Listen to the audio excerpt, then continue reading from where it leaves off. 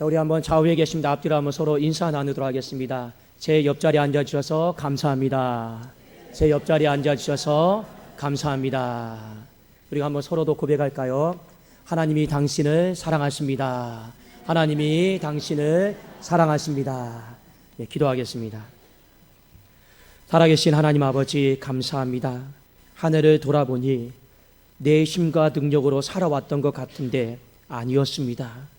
하나님이 내게 생명 주시고 은혜를 베풀어 주셔서 내가 살아온 것 맞습니다. 오늘 이 시간에 추수감사 주일날에 이 감사의 고백을 하나님께 올려드리게 하여 주시고 그 고백을 받아 주시옵소서. 앞으로 살아갈 날도 주님께서 은혜를 베풀어 주셔서 이 연약한 몸 건강을 회복하여 주시고 이 휘청거리는 직장과 사업장 물질의 은혜를 회복하여 주시고 앞이 하나도 보이지 않는 이 인생 가운데 밝음의 빛을 보여주셔서 우리에게 소망이 있는 것을 보게 하여 주시옵소서. 그래도 하나님 불평하고 원망한 것보다는 감사함으로 살아가는 것이 100배 1000배 더 낫지 않겠습니까? 오늘 이 자리에 불러주신 것 감사합니다. 특별히 지금은 하나님의 말씀을 듣는 시간인 줄로 믿습니다. 하나님의 말씀은 영인 줄로 믿사오니 그 말씀이 내 속을 살리게 하여 주시고 내 속을 치료하고 만져주시고 고쳐주시는 것을 경험하게 하여 주시옵소서. 하나님의 말씀이 내 육신의 연약함도 하나님 고쳐주시고 싸매어 주시는 것을 경험하게 하여 주시옵소서. 예수 그리스도의 이름으로 기도드리옵나이다. 아멘.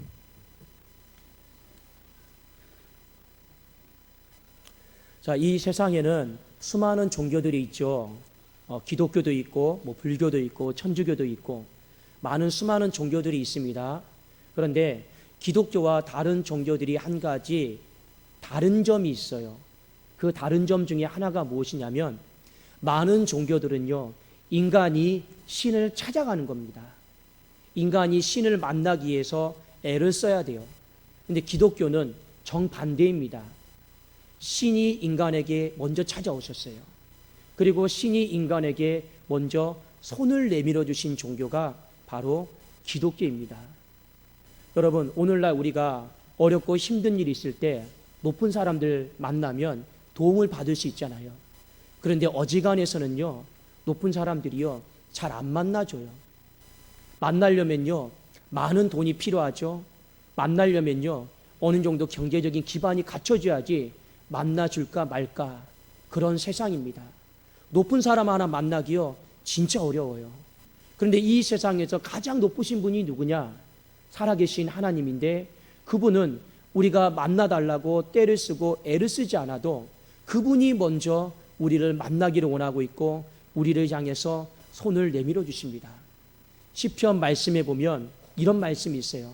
우리가 이미 엄마 뱃속에서 나오기도 전에 하나님은 뭐라 말씀하셨냐면 내가 너를 알았다. 내가 너를 구별하였다. 이 얼마나 놀라운 일입니까? 이미 우리가 세상에 나오기도 전에 어머니의 이 배 안에 있을 때 하나님은요 만나주신 거예요. 또 만나러 오신 거예요.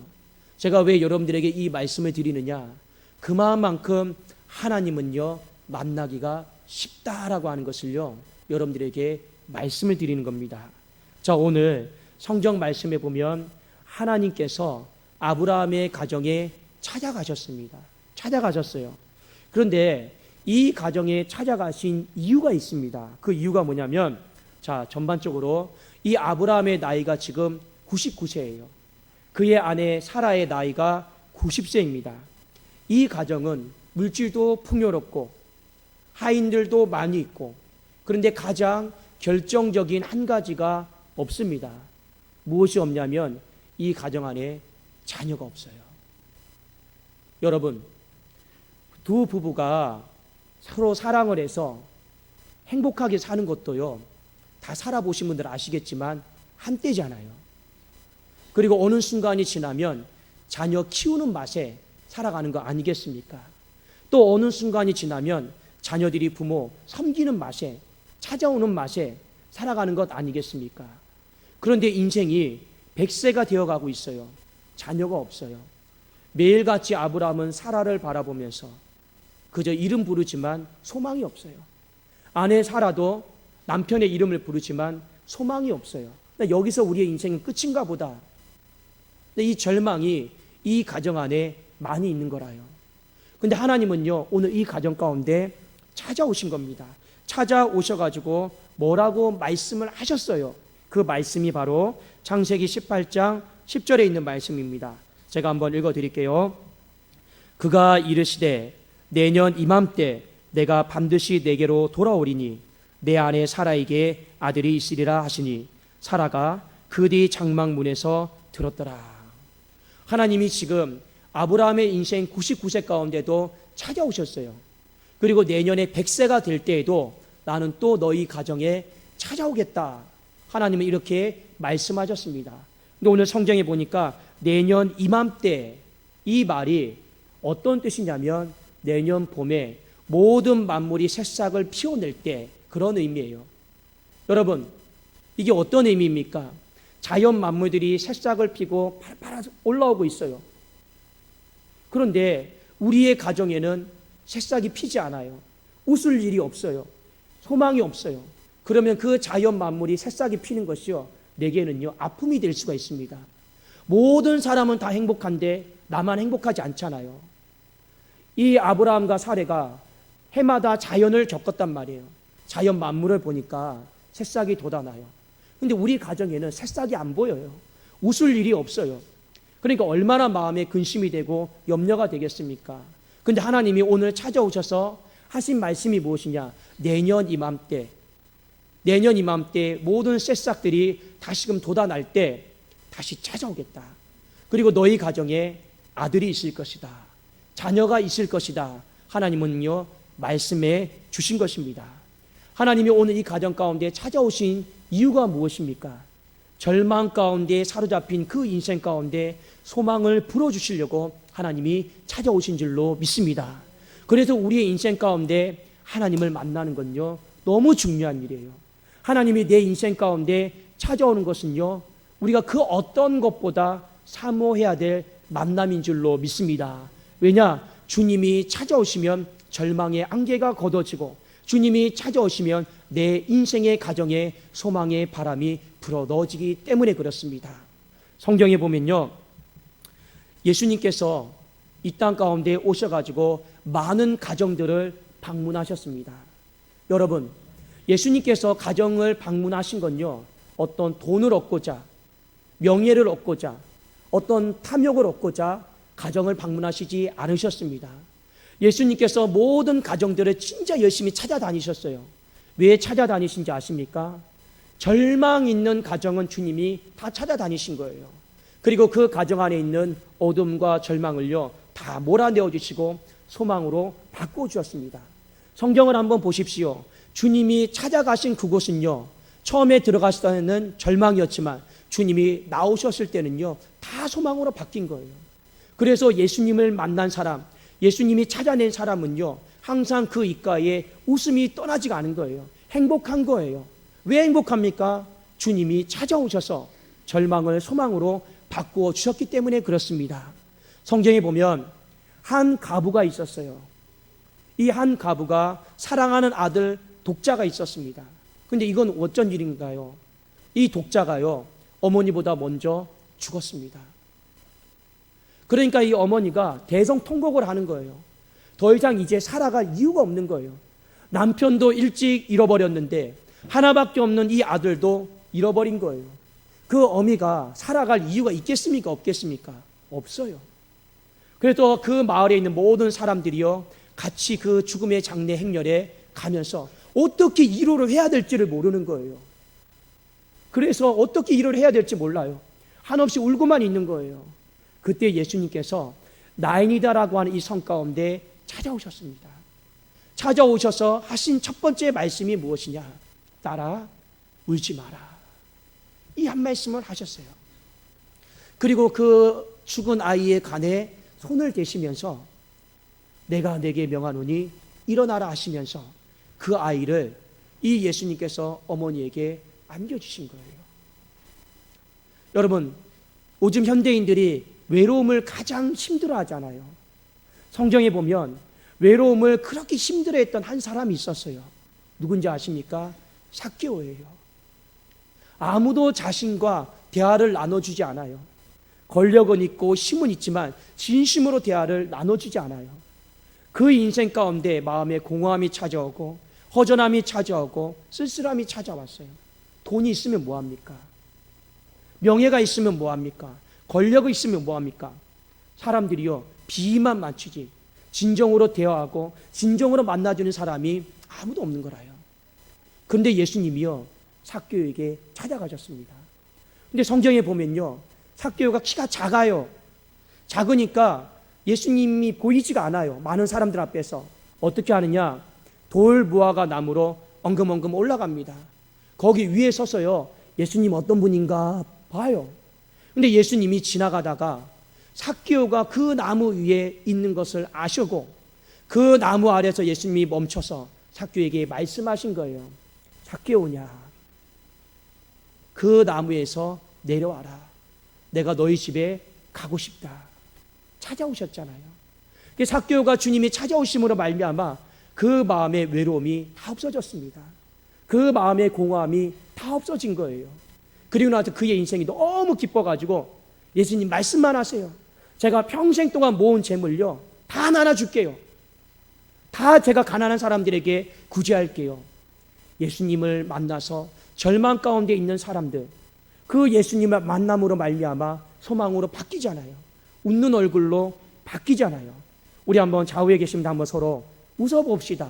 전부 다 여러분 인상 쓰지 마시고 한번 서로 한번 활짝 웃어봅시다. 우리 한번 웃어볼까요? 예. 자, 여러분 예수님을 만난 사람은요, 그냥 비가 와도 웃고, 예수님을 만난 사람은 조금 아파도 웃고, 여러분 그게 바로 예수님을 만난 사람의 특징이 아니겠습니까? 한 가지 분명한 사실은 그분이 오늘 여러분을 이 예배 가운데 찾아주신 줄로 믿습니다. 여러분, 내 발로 왔다라고 생각하지 마세요. 누군가가 나에게 건면해서 왔다라고 생각하지 마세요. 겉은 그렇게 보여질지 모르겠지만 하나님이 여러분을 찾아내시기 위해서, 만나기 위해서 그 사람을 사용하시고 여러분의 마음 가운데 감동을 주셔서 오늘 이 자리 가운데로 인도하여 주신 줄로 믿습니다. 하나님이 그럼 왜 찾아주셨습니까? 하나님은 아셔요. 무엇을 아십니까? 여러분의 마음속에 있는 절망을 아세요. 우리의 마음에 있는 근심을 아세요. 오늘 이 사라의 가정에 아이가 없기 때문에 힘들어한다는 걸 아셔요. 또 하나님은 무엇을 아십니까? 여러분이 한 주를 살아가면서 사업장의 문제로, 일터의 문제로 휘청거리는 것도 아셔요. 하나님은 여러분의 인생이 문이 열리지 않아도 답답해하는 것도 아십니다.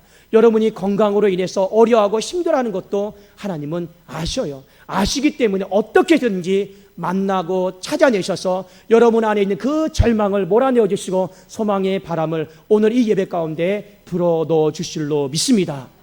그래서 오늘 이 자리 가운데 불러주신 거예요. 자, 오늘 성경 말씀에 보니까 창세기 18장에 주님이 한 곳을 더 찾아가십니다. 그곳이 어디냐? 소돔과 고모라입니다. 여러분, 소돔이다라고 하는 건요, 영어와 독일어로 보면 소돔이 조돔이라고 하는데 동성연애자라고 하는 것입니다. 거기에서 소돔이라고 하는 뜻이 나온 거예요. 그만큼 이곳은요, 음란과 동성연애와 쾌락과 더러운 것들로 가득 차 있는 거예요. 그러니까 죄악의 온상지인 거죠. 그러니까 하나님이요, 그 죄악의 온상지를 그저 볼 수가 없습니다. 심판하셔야 되는 거예요. 하나님은 선하신 분이기 때문에 죄를 미워하세요. 죄를 가까이 하지 않아요. 그 죄로 인하여서 인생이 죽어가는 것을 원치를 않아요. 그래서 하나님은요, 그 죄가 더 확장되지 않도록 반드시 심판을 하십니다. 오늘 하나님이 소돔과 고모라를 가시기 위해서 내려가셨어요. 자, 그런데 우리가 성경 말씀 한 구절을 주목해서 보실 필요가 있습니다. 창세기 18장 20절과 21절을 우리 한번 같이 보시겠습니다. 자, 한번 우리 20절과 21절 화면에 한번 참조해 주시고 우리 다 같이 한번 읽도록 하겠습니다. 시작. 여호와께서 또 이르시되 소돔과 고모라에 대한 부르짖음이 크고 그 죄악이 심히 무거우니 내가 이제 내려가서 그 모든 행한 것이 과연 내게 들린 부르짖음과 같은지 그렇지 않은지 내가 보고 알려 하노라. 아멘. 여러분, 한 가지 이상하지 않습니까? 주님은 이미 하늘에서 이 땅을 다 내려다보고 계셔요. 내려다보고 계시는데 이 소돔과 고모라 땅을 보시니까 죄악으로, 억울한 일로, 음란으로, 쾌락으로, 탐욕으로 걷잡을 수 없이 타락한 도시가 되어버린 거예요. 그러면 신이 그것을 알고 심판하면 되잖아요. 근데 오늘 성경 말씀에 보니까 희한한 구절이 있어요. 어떤 구절입니까? 내가 직접 내려가서 그렇게 일어난 일들이 사실인지 아닌지 내 두 눈으로 내가 직접 확인해 봐야겠다. 여러분 좀 이해가 되십니까? 신이 모르는 게 있습니까? 다 알고 계시잖아요. 이미 여러분 20절 말씀해 보니까 다 아시는 거예요. 그런데 이분이 마치 아무것도 모르는 것처럼 내가 내려가서 그렇게 일어난 일들이 사실인지 아닌지 내 두 눈으로 확인하고 내 두 귀로 듣고 내가 좀 봐야겠다. 여러분 이렇게 말씀하시는 이유가 뭘까요? 어떻게 보면 신의 어떤 전지성, 신의 어떤 전능성과는요 별개의 모습처럼 보입니다. 자, 이때 아브라함이 하나님께 간곡히 기도합니다. 하나님, 그 소돔과 고모라 땅에 의인 50명만 있다라면 함께 멸하시겠습니까? 올바로 살아가고자 하는 사람 50명만 있어도 하나님 그 심판을 유예해 주세요. 그리고 계속 기도합니다. 45명, 40명, 30명, 20명, 10명만 있어도 하나님 그 소돔과 고모라 땅을 멸망시키지 않았으면 좋겠습니다. 이런 기도를 드려요. 자, 여러분, 소돔과 고모라는요 지금 하나님이 멸망을 시켜도 할 말이 없는 땅입니다. 하나님 앞에 입이 100개라도 할 말이 없는 도시예요. 왜냐? 이미 도가 넘어버렸습니다. 그 죄악에 여러분 도가 넘어버린 거예요. 손댈 수가 없어요. 이제 뭐만 기다리고 있는 겁니까? 심판만 기다리고 있는 거예요. 죽을 인생인 거예요.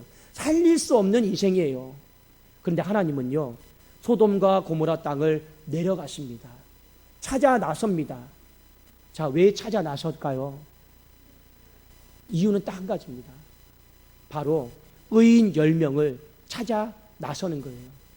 그 찾아 나섬으로 말미암아 하나님은 이 죽을 땅을요 살려내고 싶은 거예요. 하나님은 찾아 나섬으로 말미암아 이 멸망받을 인생에게 다시 한번 기회를 주고 싶은 거예요. 자, 하나님의 찾아오심 속에 무엇을 우리가 엿볼 수 있습니까? 그분의 자비와 긍휼을 엿볼 수가 있습니다. 여러분, 우리 인생을 살아가면서 죄책감에 시달리는 사람이 있죠. 죄의 문제 때문에 알게 모르게 어려워하는 사람들이 있죠. 내가 젊은 날에는 하나님 앞에 신앙생활 열심히 했는데 그냥 한순간의 유혹과 게으름과 그런 여러 이유로 말미암아 신앙을 등지고 우리 벗어나 버린 사람들도 많이 있습니다. 알게 모르게 이 죄의 문제가 있는데 누구에게 말도 못하는 사람도 있어요. 알게 모르게 여러분 죄책감이라고 하는 게 있는데 어떻게 해결을 해야 될지 몰라서 내가 그냥 덮어두고 살아가는 사람도 많이 있습니다. 어떤 사람이 굉장히 선한 일을 많이 해요. 참 당신 선한 일을 많이 하네요. 물어봤어요. 어떻게 이렇게 선한 일을 많이 합니까? 근데 그분이 이런 말을 하듯다. 어떤 고백을 했냐면 실은 나는 평생에 씻을 수 없는 죄를 지었던 사람이었습니다. 그런데 이 죄책감 때문에 잠을 못 자는 사람이었고 이 죄책감 때문에 아무에게도 말도 못하고 괴로운 인생의 나날을 살았던 사람이었습니다. 그런데 내 나름대로 이 죄책감의 문제를 해결해 보고자 내가 선행을 자비를 베푸는 일을 하면서 살아가고 있는 겁니다. 어떤 사람이 진짜 이렇게 고백을 했어요. 근데 여러분 그 결과적인 행동은 잘한 것이지만 그 죄의 문제를 해결하는 방법은 틀린 거예요. 제가 왜 여러분들에게 이 말씀을 드리느냐? 나름대로 사람 안에는 죄가 있단 말입니다. 죄책감이 있단 말입니다. 그것을 해결하려고 애를 쓰고 노력하는 사람들이 많아요. 그런데 그것이요 올바른 해결책이 아니에요. 그 죄의 문제가 내 안에 있는 죄책감의 문제를 올바르게 해결할 수 있는 문제는 오늘 말씀해 보니까 무엇입니까? 하나님을 만나야 되는 거예요. 하나님이 그 인생 가운데 찾아가 주셔서 덮어주셔야 되는 거예요. 그때서야 그 죄의 문제가 끝나는 거지, 인간이 어떻게 한다고 해서 죄의 문제가 끝나는 것이 아니더라라고 하는 것을요, 성경이 우리에게 가르쳐주고 있는 것입니다. 사랑하는 여러분, 하나님이 오늘 이 예배 가운데 우리를 찾아주시는데 왜 찾아주십니까? 우리 안에 절망을 아십니다. 우리 안에 슬픔을 아세요. 저는 제 안에 절망과 슬픔을 아시는 하나님을 날마다 경험하고 있습니다. 목회자가 목회를 하다 보면 얼마나 근심된 일이 많고 힘든 일이 많고 때로는 눈물 나는 일들이 여러분 하루에 수십 가지예요. 그런데 하나님은요 아셔요. 이거 일일이 아내에게 누구 붙잡고 얘기할 수가 없어요. 그런데 하나님이요 찾아오셔가지고 제 마음을 만져주십니다. 이거 저에게 말씀해 주세요. 아들아, 울지 마라. 이거 여러분들에게도 하나님은 말씀해 주신 거예요. 그 절망과 아픔을 아시기 때문에 딸아, 울지 마라. 그리고 하나님은 뭐라 말씀하셨습니까? 단순히 공감해 주고 위로해 주고 거기서 끝나지 않고 내년 이맘때 모든 자연 만물이 꽃필 때 새싹을 돋아낼 때 다시 한번 너에게 찾아올 거다. 그때는 너의 가슴에 너의 가정 안에 뭔가 웃음이 있는 것을, 실질적으로 너 안에 안겨져 있는 것을 보게 될 것이다. 주님은 절망을 소망으로 바꾸신다라는 것을 분명하게 말씀하여 주신 것입니다. 얼마나 여러분 감사합니까? 이 절망의 껌딱지, 이 불면증의 껌딱지, 이 인간관계에서 나타난 외로움의 껌딱지, 그거 어떻게 해결할 수가 없어요. 이 죄악과 죄책감으로 인한 이 껌딱지, 여러분 어떻게 해결할 수가 없어요. 그런데요, 주님이 찾아오시면 그것이 반드시 해결이 되어진다라고 하는 것을요, 하나님은 우리에게 분명히 말씀하셨습니다. 여러분의 인생 가운데 고민하지 않으셔도 돼요. 하나님, 나에게 찾아와 주십시오. 말씀하지 않아도 돼요, 솔직히요. 하나님, 주님이 필요합니다. 그렇게 말하지 않아도 여러분 솔직히 됩니다. 왠지 아십니까? 그분은 항상 우리에게 손을 내밀고 있기 때문에 그래요. 항상 우리에게 손을 내밀고 있어서 우리를 만날 준비를 하고 계시기 때문에 그렇습니다. 여러분, 오늘 우리가 예배를 드리잖아요. 내가 주님을 만나러 온 게 아니에요. 주님이 우리에게 먼저 손을 내밀어 줬기 때문에 우리가 주님을 만날 수 있는 것입니다. 이것이 얼마나 큰 은혜요, 이것이 얼마나 큰 축복입니까? 여러분, 여러분의 인생 가운데 오늘 이 예배 가운데도 주님이 찾아가 주시기를 예수님의 이름으로 축원합니다. 그리고 여러분의 가정 안에도, 여러분의 이 불면증의 잠자리 안에도, 여러분이 알게 모르게 있는 그 고통의 자리에도 생명의 문을 기다리고 있는 사람들에게도, 아이를 갖기를 원하는데 아이가 없는 심령들에게도 오늘 말씀하신 것처럼 하나님이 반드시 찾아가 주시는 귀한 은혜가 오늘 이 예배를 통해, 말씀을 통해 그대로 임하기를 주님의 이름으로 축원합니다. 기도하겠습니다. 살아계신 하나님 아버지, 감사합니다. 우리에게 손 내밀어 주셔서 감사합니다. 우리 부끄러운 손이지만 그 손을 붙잡게 하여 주시옵소서. 우리 연약한 손이고 죄 많은 손이고 낙담한 손이고 남들에게 보여주기 싫은 손이지만 주님이 우리에게 손을 내밀어 주셨사오니 그 손을 붙잡고 우리의 인생의 절망이 소망으로 바뀌는 것을 다 보게 하여 주시옵소서. 우리 인생의 흑암의 어둠이, 죄책감들이 하나님이여 생명의 실심으로 바뀌어지는 것을 다 경험하게 하여 주시옵소서. 주님 찾아주심 그 은혜로 말미암아 이제는 남은 인생, 우리의 인생 가운데 아버지여 봄이 옴을 믿고 새싹이 돋아남을 믿고 웃을 날이 있음을 믿고 살아갈 소망이 있음을 믿고 앞으로 평생 감사하는 삶을 살게 하여 주시옵소서. 예수 그리스도의 이름으로 기도드리옵나이다. 아멘.